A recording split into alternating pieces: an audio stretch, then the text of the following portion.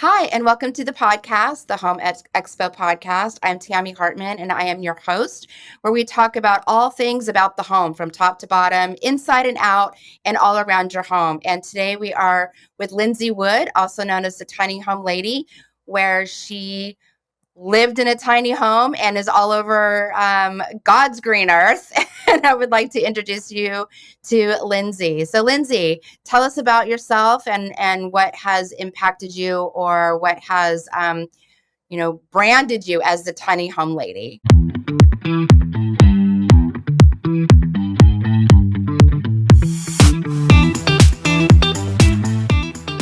Thank you, Tammie. So great to be here. I'm really excited that you're giving the airwaves to our housing world, the inside, all around, from top to bottom. So, as the tiny home lady, that journey started in 2017 when my husband and I lived in Marin County. We had totaled up our rent of $100,000 over 7 years and realized that that wasn't really living our American dream. Like, our American dream was to be homeowners, but everywhere we looked, it was $1 million.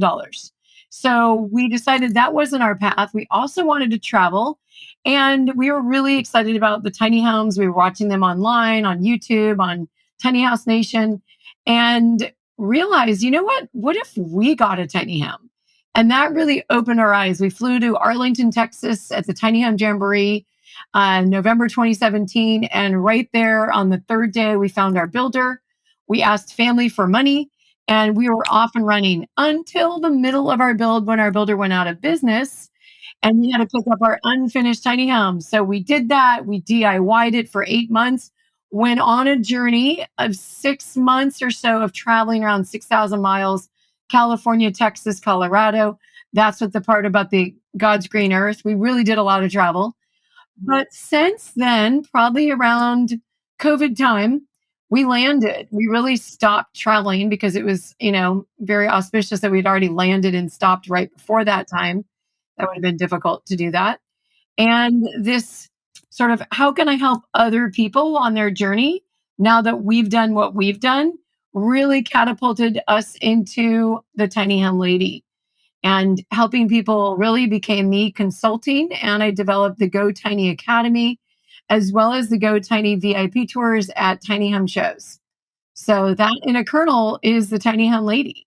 Wow, you've really grown from the bottom up, like getting your foundation and really understanding all these little tiny homes. And I guess you could say you really don't know what you need or what's important to you until you can consolidate. So, if somebody wanted to build a tiny home, how would they go about that? You mentioned the Tiny Home Academy and the VIP tours. Can you talk a little bit about what that is all about? Yeah, so oftentimes when I hear the word build, there's literally the functionality of building the home, right? There's getting the trailer, and we're going to talk about movable. So, in this context, I focus on two of the three: movable, modular, and manufactured. So, I focus on the first two, the movable and the modular.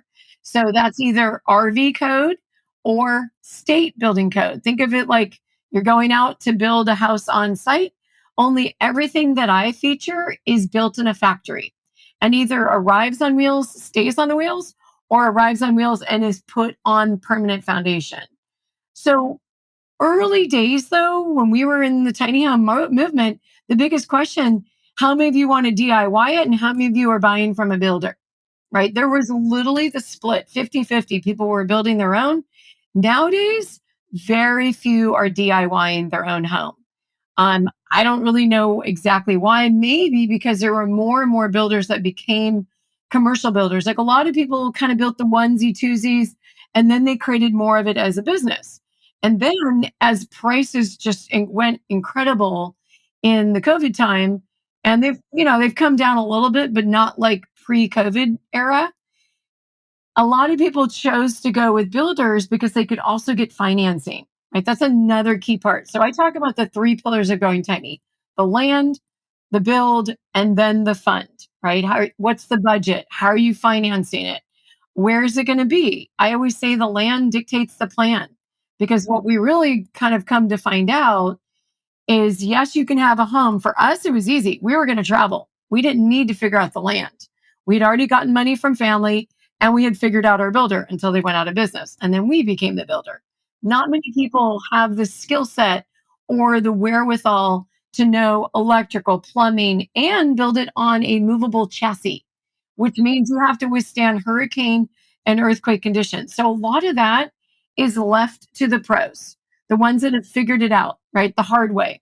A lot of builders that I know, they did the wrong window. They didn't do the right on demand hot water system, you name it. But they have the skill set and the crew to rip something out and put it back correctly. Not every DIYer can do that. So that's kind of like what your Tiny Home Academy is about. It's about all of the information that someone would need to find a place, build it, figure it out, permits, and all of that. Minus the building part. So building is very specific. What, how you attach something and all that, I leave that to the pros. I do not talk about that in the academy. So when we say build, most people, 98 to 99% of them are buying from a builder, right? Kind of like you and I are talking about your own home, and you're going to buy from a builder because many people are not their own, even, craftsmen or contractors. Or even if they are, a lot of my friends like, yeah, I've done that. I know what it takes. I want a builder to build it. Right. So, yeah, but the focus is, where are you putting it in terms of the land will dictate the plan of who you're going to buy from. And if you need financing, will also dictate who you're going to buy from, because you can't, for a movable home, you only really have very limited options for financing.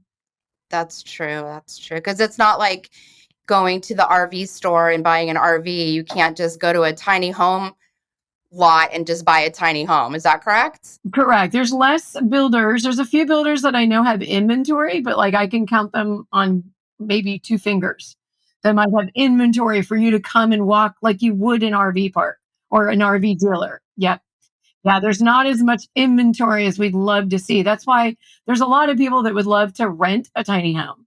But that's just a very, we need more investment dollars to do that. Yeah, that would be great if we could just buy a piece of property and just have people buy tiny homes or just live there all together. I mean, community We're is what working it's all on it. about. But we're Mhm. talking a California market, California land, land is expensive. So Yes. in addition to that, zoning is really important. I talk about there's really four types of building standards, but there's millions of there's thousands and thousands of jurisdictions, and each jurisdiction have probably dozens of zoning types of the property, whether it's industrial, commercial, residential. And then even within the residential, there's dozens, whether it's ag residential, multifamily residential, you name it. So to understand that world really is where the developers step in. So for a lot of people, like, I want to buy land and put a tiny home on it, in a way, you're being a micro developer. And you're not, you still have to do the things like, where about my water, my sewer, my electricity, and then the actual location and what's allowed. And what about the VIP tours? What exactly is a VIP tour? Can you explain that? Yeah, so early days, we found ourselves wanting to do some big workshop during one of the events. We're like, and no one signed up, no surprise. People wanted to go there for the event. And then we realized, oh, what about an hour to 90 minutes of their day? And then what if we do it before the show opens? So this really made sense at Tiny Fest, where there's long lines. There's historically been really long lines. So no surprise, we got a lot of people signing up at the 9 o'clock before the 10 o'clock show opened. And they were able to walk around from home to home to home to tour it with me, no lines. Plus, I was able to talk with them about these building standards, the zoning laws, their specific location. Because most people, when they come to a show, they're like, yeah, I have a property in Santa Cruz, or, especially if you're in, like, say, San Diego. Oh, I live in Encinitas. I'm in Vista. I'm in the city of San Diego. Well, the city of San Diego allows you to put a movable home in the backyard of a primary home. But if you're in, like, the city of Vista, they have not passed that ordinance yet. And that's the case for 19 jurisdictions in the state of California have legitimately said yes to movable tiny homes, whether it's primary, ADU, or a cluster, really depends on the jurisdiction. Right. I mean, there are so many laws that are passing very quickly. I know that Mendocino just passed that you could have an ADU or tiny home.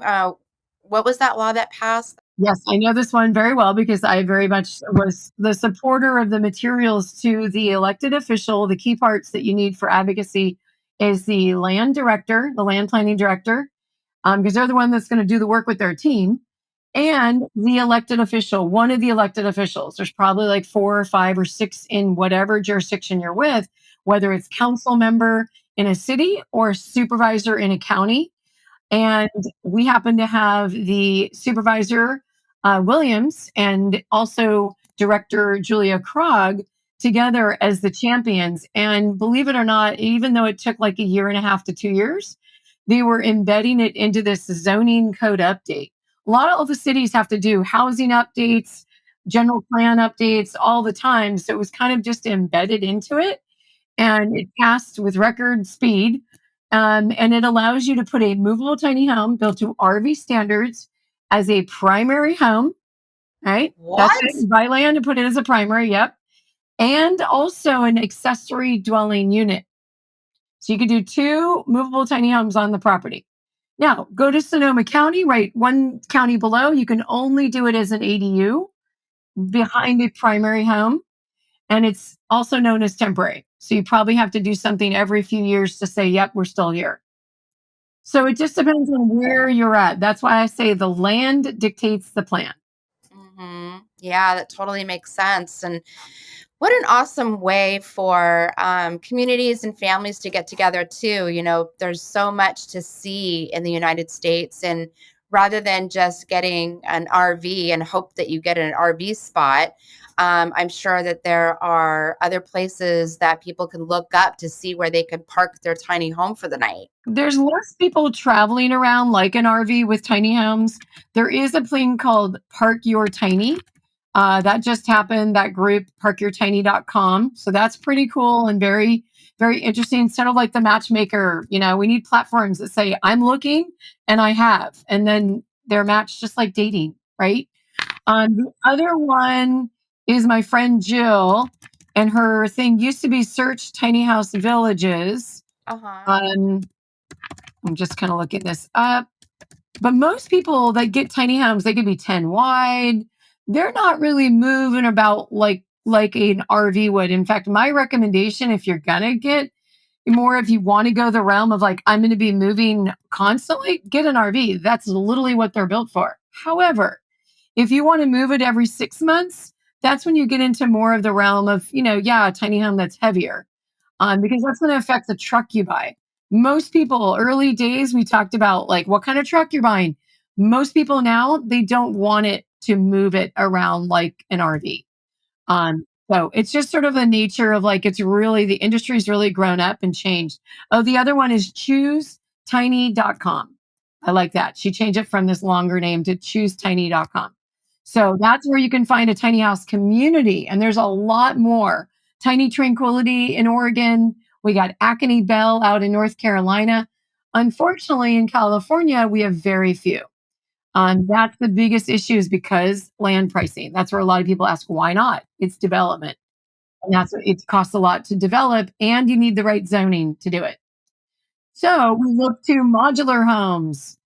Yeah, I think that California has such like fragmented plans for land. So even if you were 5 miles away from Mendocino, you wouldn't be able to park your tiny home there. So because it's so close to where you can put a tiny home to where you can't put a tiny home. So you can't just go, oh yeah, I'm going to go to Sacramento and plot my tiny home there. It's like, no, you can't do that. Quick little story on that notion. And this is where Build More Houses really became like something bigger. I was focused on tiny homes because we owned one. We went through the experience of DIYing, all of that. However, show after show after show that I've been to, and people walking up, let's just take Fresno. City of Fresno allows it, but we were in Visalia. Kern County, Bakersfield area, and lots of people that were around there, unless they were from the city of Fresno, they couldn't put a movable tiny home legally. Now, just little side note, anyone wanting to do something under the radar, you do you, boo. You just got to know that if someone complains and you're not allowed to do what you're supposed, there, you can get red tagged and basically told. So here's the story. My girlfriend Lisa had a tiny home in the backyard of her property in Sacramento, and it was very visible on the road as people drove by. It was very much in an urban environment, not rural out there. That's a different thing. If people can't see it, it's down this country road, la la la, basically la la la. I can't hear anything. I don't see anything. Right? I'm not the permit police here. So she had it there and got red tagged. Oh, you're not allowed to do that. It's on wheels. No problemo. It was only $300 every 3 months. Their family said, you know what? We'll pay the fine because we use that when we come to visit. Right. And it's $100 a month. It costs more to go rent an Airbnb. True. Until it became $1,300 a month. Oh my And that's when goodness. they're like, okay. And so we hooked up their home, brought it to Blue Lakes Village RV Park, and now it's fully being a rental because she owns it. She still wanted to own it. She could have sold it. And we had our home there renting on short-term rental. And because the RV park is legal, they get to choose what they want to do with that RV park, and they wanted to allow tiny homes. Then she ended up buying a modular home, which is built to the California residential code and will be placed on foundation, even though it's built in a factory, arrives on wheels. Some need to be craned in, some need to be driven in. In her case, it would just be driven in and hooked up. And now she's able to have a place that she, is legal, and she won't get dinged and charged $1,300 a month. Yeah, and plus she's probably making more than $1,300 a month renting out her tiny home at Blue Lakes, right? There's land costs. No, I think she might make somewhere in the 500, 600. Remember, location, location, location. Blue Lakes is 15 minutes out of Ukiah, which is a rural town, even more rural. So rent wise, you're probably looking at maybe $1,200 a month for like a studio. It's in a beautiful area right across from a lake, but they already charge $800 to $900 a month. Plus, there's the rental of the home. So, you can't do the $2,000 a month rates like you would down in maybe Silicon Valley. I've seen that place and it is gorgeous. I remember you sharing kayaking right down the river, and it was just beautiful. So, Lindsay, you had mentioned a side project that has now become a new spinoff from the tiny home movement, and it was called Building More Houses Now. And can you explain to me what that project entails, or how did that whole thing come about? Yeah. So as the tiny home lady, I went to a lot of different shows. We were really busy educating people. There was a lot of, energy and movement. I think that's what happens with any kind of new movement. Of course, with inflation rising, that also had its effect across the board. But people still finding ways to, place movable tiny homes around. However, if you get in a situation where you want to appreciate your property value, you don't want to move the home, and you're in an area where movable tiny homes are frankly not allowed, which is more places than they are allowed, then what are you left with? Modular homes. And that's a shortened name for off-site modular construction. Because we all know on-site construction, that's pretty much been what we've all been familiar with. But now we're taking things to a factory. And what's so great about that is that you don't have the weather issue. Everyone drives to one place to work on a home. They could be working on this home and literally turn to work on another home, right? Within like 5 to 10 feet of each other, which is not the case when you have to build on site.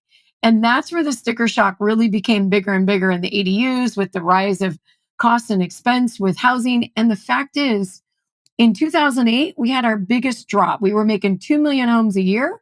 We dropped to 600,000. And when that happens, we never recovered. And so when that proceeds, the drop off is really significant. And now the housing crunch just happened. So Demand is still high and getting higher because we still keep having babies, and yet the supply is low. So that just raises prices incredibly. So the modular movement became something that more and more people don't want to move it. I want to appreciate it. And I want a 500 square foot. I need a 2 bedroom. I don't want a loft. I don't need it on wheels. Boom, boom, boom, boom, boom. I started aligning with prefab innovations. I don't build any homes. I affiliate. I don't build, I affiliate. So when I affiliate with two movable tiny home builders, they're great. If I find someone that's one of my clients, I connect them with a builder that fits their situation. One of my builders loved this one company, or one of my buyers loved this one company, but they didn't have financing and they needed financing. So they find a different builder that had the financing, right? So that's where this whole three pillars of going tiny is really key, whether it's movable or it's modular. And that's where I really went from all movable to pretty much all modular with a little bit of movable in my business with Build More Houses now. Because that's really ultimately the end of the day, we need more houses, whether they're on wheels or whether they're on foundation. And really, which direction you go is up to you, and the land dictates the plan.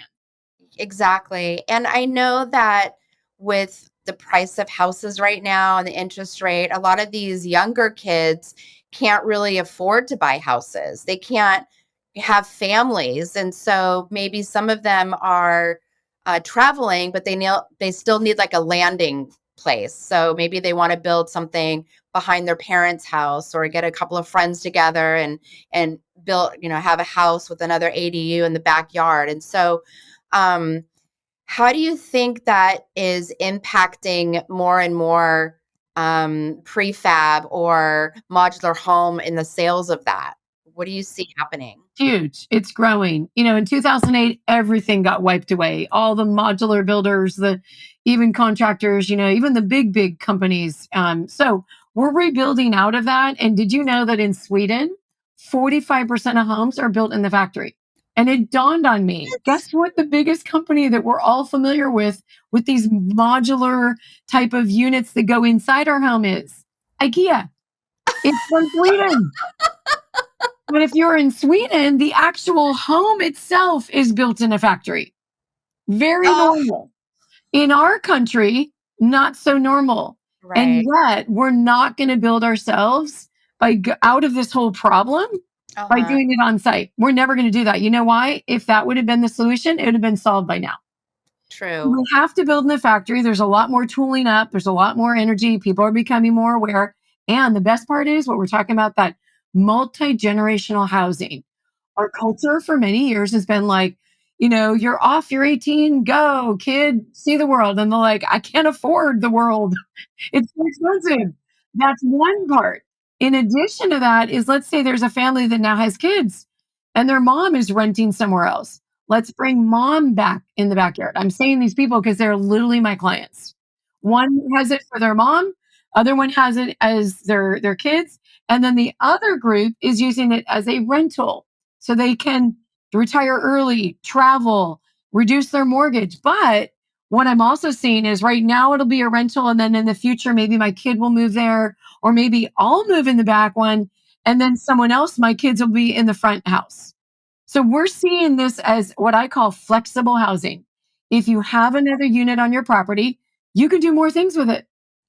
Yeah, I noticed that mm, I mean, with the shortage of nurses, for instance, nurses are having to travel more. So we have more traveling nurses. And if you go on certain websites, a lot of these ADUs or Airbnbs that are close to hospitals, or even in rural areas that have a small hospital, these nurses are renting them out. This is an important point. I had a woman yesterday, like, why are you getting an ADU? Oh, because I'd like to rent it. And she said the word Airbnb, which also means short term, because Airbnb is not the only platform, VRBO, booking.com, you name it. But here's the kicker: ADUs, when they give a permit, they're only to be used for housing, not short term, which is 30 days or less. However, furnished finders gets you into 30 days or more. And oftentimes people are like, I don't really want that turnover, but I also don't want to do a full-time lease because sometimes people are a little afraid of the squatters out there, right? The people that won't leave. And now, I've heard stories of like, because the squatter didn't want to leave, the bank foreclosed on the person that owned the property. I have my heart goes out to like, look, we're all just trying to do our thing. Please don't squat in people's homes, right? We're trying to create more housing for people. But there's an in between called a midterm. There's short term, midterm, long term. And midterm is largely served by furnished finders. And if you're going to do an ADU, you probably won't be doing an Airbnb unless that city is like, doesn't find you. You might do that for a little while, but if they catch you doing that, then you need to shift to a midterm or a long term or bring family in.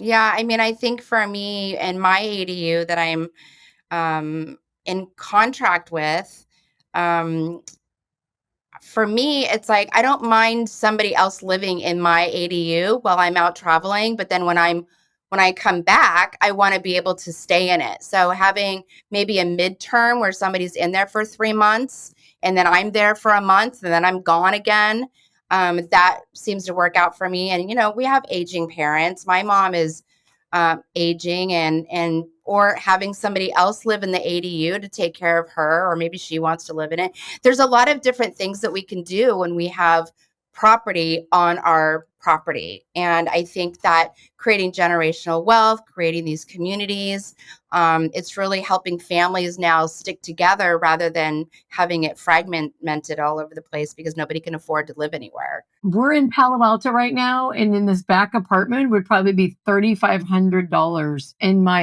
in-laws' place. Well, they had expanded their home back in the 90s, and they even added water in this one room so we could put a kitchenette in. So all of that was sort of a grand design plan that they didn't use for 20 so years until there's more of a need to support them aging in place. And that's a great thing for them. They get to age in place, they bring support in Monday through Friday, and then they're really pretty much on their own on the weekends and nights. But if at any point they need someone more 24/7, then there's an apartment here to be able to be lived in. So, yeah, again, keeping adults in their own home on if that's the case. Obviously, there's a lot of people that are going off to more assisted living and making that choice. So, for me being in my 50s, that's really present. My parents, they're still traveling and playing pickleball. I'm grateful for that. And then my husband's parents are needing more support. It's really great how we can be supportive with our families and maybe not dump them in assisted living. We can have them at home if that's possible for us, but having space to do that is paramount. Well, I will say my mom's already chosen her assisted living. There's no dumping going on. She chose a very gorgeous place. She's like, okay, that's where I'm going. And that's a little tip for anyone that's in my age range that has parents that are like, hey, you don't have to go there, but where would you go if you need it? And you know what? You don't want to be in a rush on that one. That's what I hear hands down from everyone. Like, have a place chosen. You could even put a deposit down to hold it of $1,000, and that way you're at least in a plan. You don't have to move there at any point. You may never move there, but at least having the plan is so important. And I'm so glad they've taken care of that. Thank you again, Lindsay, for coming on our show, the podcast. And where can people find you? Yeah, you can find me online, thetinyhomelady.com. That's where you can schedule a 15-minute discovery call with me so we can talk a little bit more about your project and what you need. And you can also find me online in the social world at Tiny Home Lady. Nice. And we'll also have the links down below. And we have enjoyed this time together, and we will see you next time at the podcast. Thank you.